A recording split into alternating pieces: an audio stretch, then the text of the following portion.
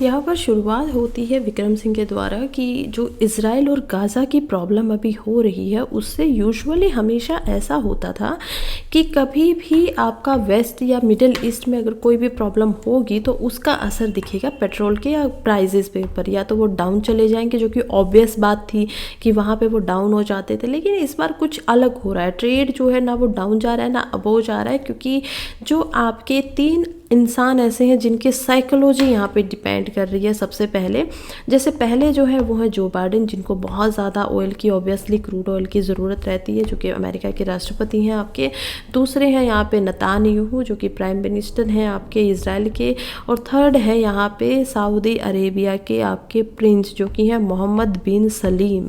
तो मोहम्मद बिन सलीम एक सपना देख रहे हैं कि 2030 तक वो जो सऊदी अरेबिया है उसका पूर्ण रूप से उसको चेंज कर देंगे, उसको एक बहुत ही एडवांस कंट्री बना देंगे 2030 तक। उसमें फाइनेंशियल जितना ज़्यादा अभी इन्वेस्टमेंट किया जा सकता है उतना वो उस समय पे कर रहे हैं और इसी सपने के साथ वो आगे बढ़ रहे हैं। लेकिन इस सपने को पूरा करने के लिए उनको चाहिए पैसा, राइट। तो उनको जो पैसा चाहिए वो 2030 तक उनको मिलता है, वो इन्वेस्टमेंट मिलती है ऑयल से। तेल और जो गैस वो बेचते हैं उन्हीं से वो इसको ले सकते हैं। और इसी वजह से वो बिल्कुल भी ऐसा नहीं करने वाले हैं कि ये जो क्रूड ऑयल का जो प्राइजेस है उसको वो रुकने देंगे या बढ़ने देंगे, क्योंकि जब भी ये बढ़ेगा उसी समय पे इसकी डिमांड जो है कुछ कंट्रीज़ की तरफ से कम हो जाएगी। तो ऐसा वो नहीं होने देना चाहते और ऐसा वो ना ही करने के अभी मूड में है। जैसे एक बैरल लड़ाई से पहले 7 अक्टूबर तक ऑलमोस्ट $84 का मिलता था, जो कि रुपये मैंने गलती से बोल दिया है, $84 का होता था। और 1 बैरल कितना होता है, ऑलमोस्ट आपका 158.9 लीटर का अमाउंट जो होता है वो एक बैरल माना जाता है। मतलब एक ये आपका पाइप है और एक डब्बा है, बॉक्स है, जिसके अंदर 158 लीटर तेल आ जाता है। तो उसको, क्योंकि ये तेल से रिलेटेड है, इसको इंटरनेशनल भाषा में बैरल बोल दिया जाता है कि ठीक है एक बैरल इतना। और अब अगर ये देखा जाए तो अब ये हो चुका है $81। ऑल्दो इसको होना चाहिए था इंक्रीज़, यानी कि बढ़ना चाहिए था, 90-100 तक जाना चाहिए था। लेकिन फिर भी जो सऊदी अरेबिया की तरफ से ये चीज़ है वो थोड़ी सी कम हुई है, ना कि बढ़ाई है, क्योंकि वो जो कंटिन्यूसली आपका जो ग्रोथ चल रहा है, वो जो कंटिन्यूसली आपका ट्रेड हो रहा है उसको यहाँ पे हिंडर नहीं होने देना चाहते। और अगेन उधर बोलते हैं कि कैसे ये जो अलग अलग कंट्रीज़ है, जैसे लेबानोन है, अमेरिका है, या फिर खुद में सऊदी अरेबिया ही है, कैसे वो चाहते हैं कि ये जो वॉर है वो उधर तक ही रह जाए, इजराइल एंड गाज़ा के बीच में ही रहे, इसका बढ़ना नहीं चाहिए, रीजनल लेवल पे नहीं आनी चाहिए कि और जो कंट्रीज़ है वो भी इसमें अमर्ज हो जाती हैं या फिर वो भी इसमें मिलने लग जाती है। तो ऐसा बिल्कुल भी नहीं होना चाहिए। ये यहाँ पे इनकी तरफ से और देखा गया है अदर कंट्रीज़ की तरफ से कि किस प्रकार से वो रीजनल अपना जो वॉर है उसको नहीं देना चाहते, कोई रूप नहीं देना चाहते हैं रीजनल तरीके से। और इसी के बाद नेक्स्ट ये बताते हैं कि अभी जो सऊदी अरेबिया के प्रिंस हैं उनके लिए उनका सपना पूरा करने के लिए उनको बहुत ज़्यादा ज़रूरत होने वाली है सिर्फ एक ही चीज़ की, और वो है इन्वेस्टमेंट, वो है पैसा। और वो पैसा उनको मिलने वाला है आफ्टर सेलिंग दिस ऑयल, ठीक है। तो इन्वेस्टमेंट की जो ज़रूरत है वो इसी प्रकार से पूरी हो पाएगी। चलिए नेक्स्ट हम चलते हैं मणिपुर के ऊपर। ये एक आर्टिकल आया हुआ है जीएस पेपर 3 में, ये इंपॉर्टेंट हो जाता है। कहाँ पे, जीएस पेपर 3 के अंदर भी जो आपका पोर्शन है सिक्योरिटी चैलेंज का, इंडिया की जो इंटरनल सिक्योरिटी है उसके चैलेंज का और उसके मैनेजमेंट के लिए जो बॉर्डर स्टेट्स हैं उनके मैनेजमेंट किस प्रकार से किया जाए उस पोर्शन में इंपॉर्टेंट है। तो internal security basically it is important for that. ये लिखा गया यशोधरन आज़ाद के द्वारा, और ये कहते हैं कि पहले ये खुद एक आईपीएस ऑफिसर रह चुकी हैं, सेंट्रल इंफॉर्मेशन सीआईसी के अंदर भी इन्होंने सर्व किया है। और उसके बाद ये कहते हैं कि कोई भी पीस इनिशिएटिव है उसका वेलकम किया जाना चाहिए, मिलिटेंट ग्रुप के साथ कुछ भी हो रहा है। जैसे अभी हमने देखा था ना कि जो मणिपुर की आपका UNLF नाम की जो मिलिटेंट ग्रुप है, यूनाइटेड नेशनल लिबरेशन फ्रंट, तो ये आपका गवर्नमेंट के साथ इनका पीस अग्रीमेंट हुआ था। इन लोगों ने माना है कि ठीक है हम अपने वेपन्स वगैरह को छोड़ देंगे, हमारे कुछ कंडीशंस है आप उनको मांग लीजिए, हम आपकी कुछ कंडीशंस को मांग लेंगे। तो ये एग्रीमेंट हुआ था मिनिस्ट्री ऑफ होम अफेयर्स के साथ, मोआ के साथ हुआ था, या किसके साथ हुआ था, UNLF प्लस मोआ। तो इन्होंने पीस एग्रीमेंट अपना किया था। और इसके अलावा उधर कहते हैं कि ये कोई इकलौती नहीं है, यहाँ पे अभी भी 9 से 10 ग्रुप ऐसे हैं जो अभी भी यहाँ पे बने हुए हैं, और उनमें से सिर्फ इकलौता UNLF है जिसने अभी तक पीस एग्रीमेंट की तरफ साइन किए हैं। जैसे अगर और की बात किया जाए तो नागालैंड के अंदर हमारा national socialist council of Nagaland है, और उसको हेड कर रहे हैं इशाक मोवा। तो वहाँ पे भी एक अकॉर्ड साइन हुआ था जो कि 2015 में हुआ था। उस तरह से भी जॉइंट सॉवरेनिटी की बात की जा रही थी कि हम लोग अच्छे से रहेंगे। और 6112 ऐसे इंसर्जेंट्स हैं जिनके वायलेंट इंसिडेंट उसके बाद हुए 2014 में, और उसके बाद ये सेपरेट फ्लैग और सेपरेट कॉन्स्टिट्यूशन की मांग कर रहे थे।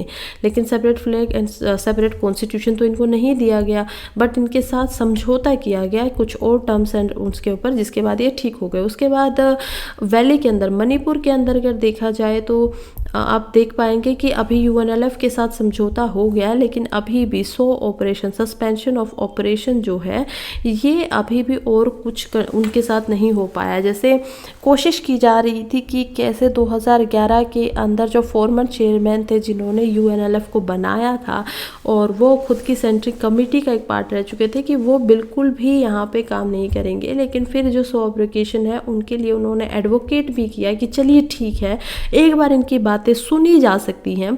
और फिर ग्रुप आता है NC कोयरेंग के अंदर, जो कि अभी जिन्होंने ये एग्रीमेंट जो है स्टिल स्ट्रेंथ ले रहा है कि ठीक है ये एग्रीमेंट हो जाना चाहिए, लेकिन हो नहीं पाया अभी तक।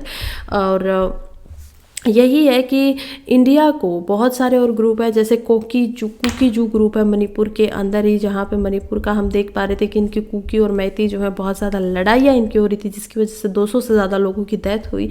तो ये कुकी जू ग्रुप है जिसको जू यूनिटेड के नाम से चलाया जा रहा है। ये रैलीज वगैरह करवाते हैं, और इनके साथ भी यहाँ पे कुछ ना कुछ सोल्यूशन जो है वो कर लेना चाहिए। ऐसा इनका मानना है कि गवर्नमेंट को प्रोएक्टिव होके आगे आके अपनी खुद की इंटरनल सिक्योरिटी के लिए ऐसे ऐसे ग्रुप्स के साथ जितने समझौते हो सकते हैं उतने समझौते करने चाहिए, उनके आर्म्स वगैरह को ले लेना चाहिए। ऑल्दो वो ऐसे अगर आप चाहेंगे कि बिल्कुल जोर ज़बरदस्ती से उनसे कुछ छीना जाए तो यहाँ पे उसका कोई फ़ायदा होने वाला है नहीं, इतने सालों में नहीं हो पाया है। इसीलिए ठीक है कि शांति से उनके साथ अग्रीमेंट किया जाए, उनकी भी बातें सुनी जाए, ऐसे ही बिना किसी डिमांड के कोई क्यों ही अपनी जान इतनी जोखिम में डालेगा। और उसके बाद पीस अग्रीमेंट इसको ले लेना चाहिए। लेकिन अभी ये कहते हैं कि इनके साथ पीस अग्रीमेंट करना तो चाहिए, लेकिन पीस अग्रीमेंट में यहाँ पे कुछ दिक्कतें आती हैं। जैसे पीस अग्रीमेंट होने के बाद भी क्या क्या प्रॉब्लम होती हैं उनको यहाँ पे डिस्कस किया गया है। जैसे पहली प्रॉब्लम के बारे में बात करें तो पहली प्रॉब्लम है आपकी कि यहाँ पे अलग अलग ग्रुप्स के अलग अलग इंटरेस्ट होते हैं, डाइवर्स ग्रुप हैं, अलग अलग है, और उनकी इथनिसिटी, उनका कल्चर, उनका ट्राइबल कम्युनिटीज़, जैसे मणिपुर नागालैंड की बात की जाए तो वो डिफ़िकल्ट है कि उनको रिकनसाइल करना, उनको मनाना बहुत ज़्यादा डिफ़िकल्ट हो जाता है। और हर ग्रुप की खुद की अलग अलग हिस्टोरिकल कोई परेशानियाँ हैं कि हमारे साथ ये गलत हुआ था, हिस्टोरिकल प्रॉब्लम्स हैं। फिर उनकी कुछ अलग एस्पिरेशन है कि अब हम क्या चाहते हैं, उनकी अलग डिमांड्स है कि पहले हमारे साथ कुछ हुआ था तो अब हम नहीं चाहते फ्यूचर में हो, इसलिए हमें अलग अपना एक तरीके से स्टेटस चाहिए है। तो ये सब उनकी डिमांड है, और इसी वजह से ये काफ़ी एक प्रॉब्लमेटिक सिचुएशन बन जाती है स्टेट के लिए भी, गवर्नमेंट के लिए भी, कि इनको टैकल कैसे किया जाए। सेकेंड यहाँ पे होता है ज्योग्राफिकल प्रॉब्लम। ज्योग्राफिकल प्रॉब्लम्स की बात की जाए तो जैसे अलग अलग, ये हम देख पाएंगे कि ये जितनी भी स्टेट्स है जहाँ पे प्रॉब्लम देखी गई वो ज़्यादातर बॉर्डर स्टेट होती हैं, जो अलग अलग बॉर्डर जो हैं अपने वो लगाती हैं।